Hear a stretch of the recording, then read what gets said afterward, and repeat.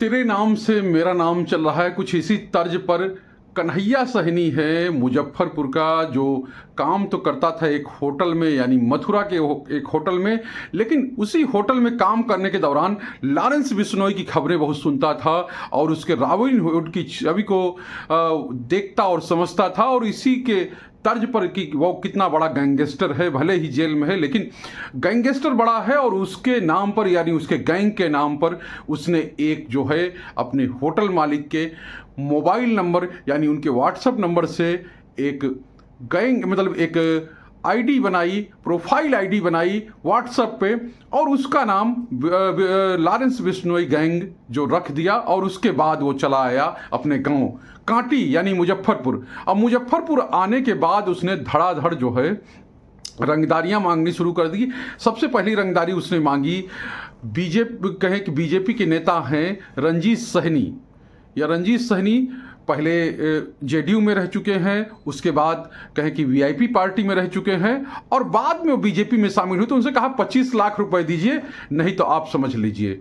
उसके बाद उसने जो है राजेश सहनी जिला पार्षद हैं, उनसे भी 1 करोड़ रुपए मांग लिए, और 1 करोड़ उनसे मांगे। और पर्यटन मंत्री हैं यानी कुढ़नी के विधायक हैं केदार गुप्ता, उनके बेटे मुरली से भी 50 लाख की रंगदारी मांग ली। और यही नहीं, उसने पटना में फोन लगाया परबत्ता के पूर्व विधायक हैं डॉक्टर संजीव, यानी कि खगड़िया के परबत्ता इलाके के पूर्व विधायक से भी उसने 1 करोड़ की रंगदारी मांग ली। कुल मिला के 3 करोड़ की रंगदारी उसने मांगी। और जब ये सब मामले सामने आए तो मुजफ्फरपुर पुलिस अब ये जांच करने लगी, क्या कहीं कोई सही में तो लॉरेंस बिश्नोई गैंग सक्रिय नहीं हो गया है, जो लगातार नेताओं से रंगदारी मांग रहा है और रंगदारी मांगकर धमकियां दे रहा है।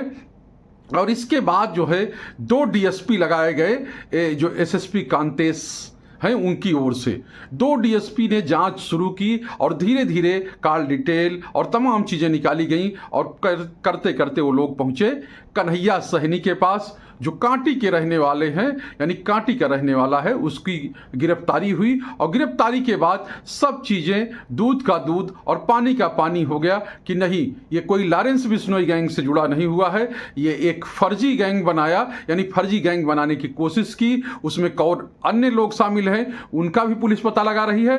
और कन्हैया सहनी तो अब अंदर चले ही गए, और ये कहा जा रहा है कि पुलिस की पूछताछ में उसने बताया कि अमीर होने का शॉर्टकट तरीका, यानी अमीर होने का शॉर्टकट जरिया उसने अपनाया था, और इसी के तहत उसने जो है ये रंगदारी मांगी और बड़े नेताओं को टारगेट किया, और ये कोशिश की कि इसके पैसे उसको मिल जाए। लेकिन पैसे उसको मिलते इससे पहले ही वो सलाखों के पीछे चला गया है, यानी पुलिस ने उसको गिरफ्तार करके जेल भेज दिया है।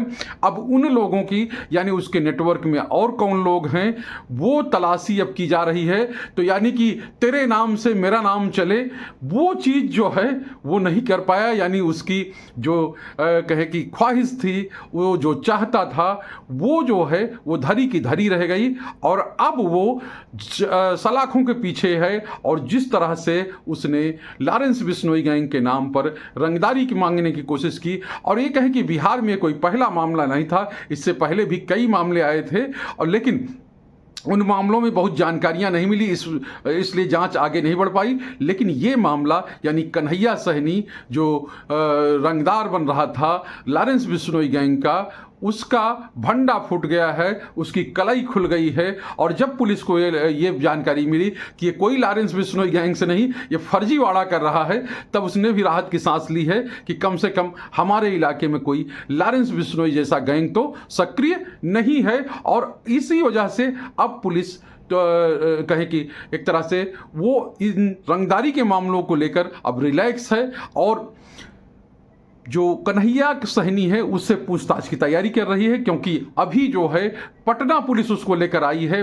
पटना में पूछताछ होगी, उसके बाद बिहार पुलिस उसको अपने साथ, कहीं मुजफ्फरपुर पुलिस हो, वो अपने साथ ले जाएगी और वहाँ के मामलों में उससे पूछताछ करेगी।